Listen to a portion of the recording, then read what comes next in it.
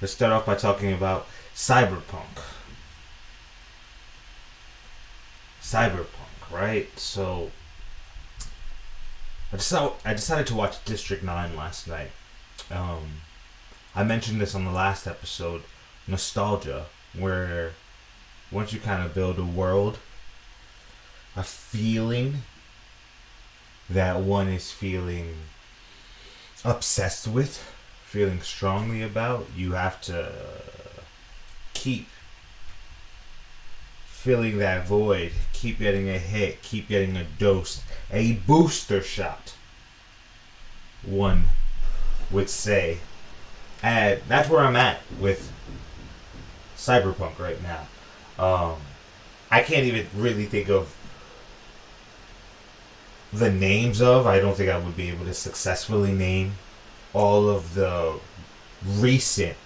just in recent history, Cyberpunk films, pieces of media, of content, of genre that have meant so strongly to me, right? You got Ex Machina, you got Chappie, you got Love, Death, and Robots, you got Altered Carbon, you got Mr. Robot, you got Elysium.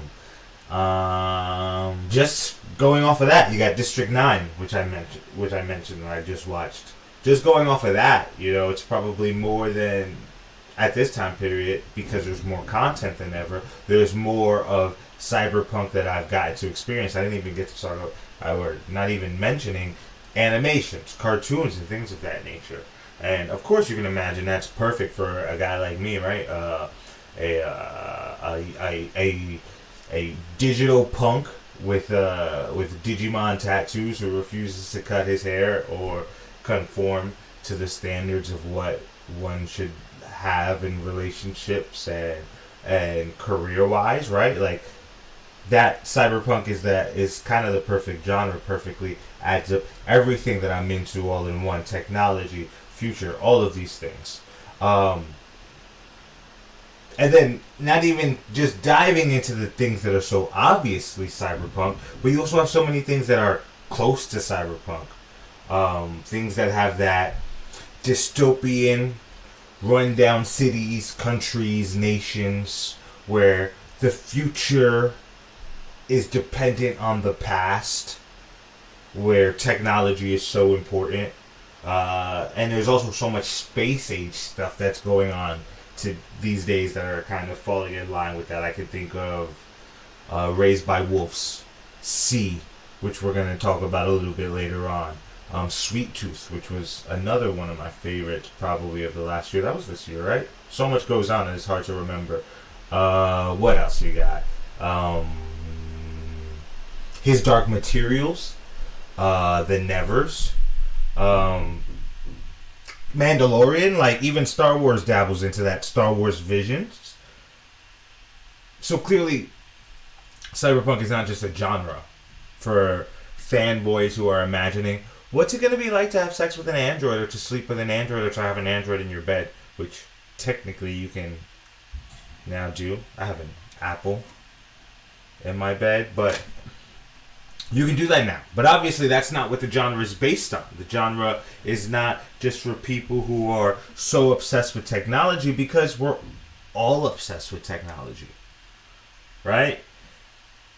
The mass population of the world, at least, to say the least, this nation was stuck inside of their homes for 18 months or close to 18 months because there was a dangerous virus, invisible threat floating outside.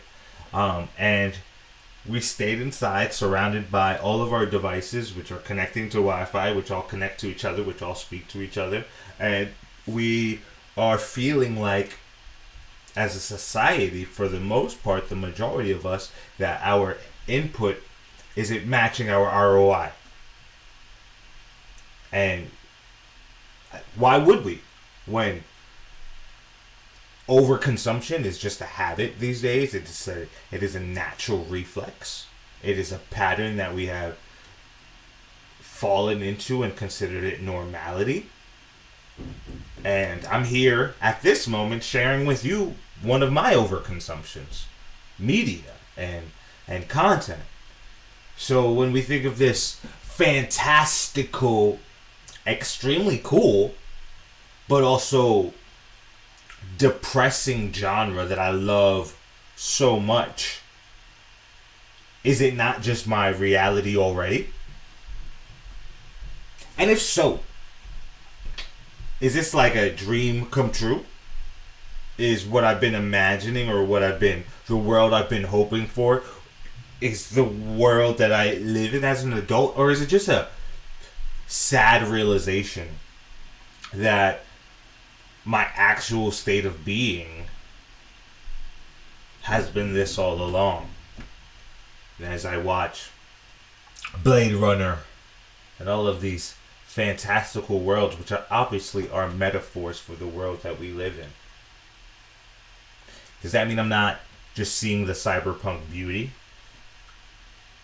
in everyday reality, but am I also not acknowledging the true desperation and dystopian nature of the world that we're already in?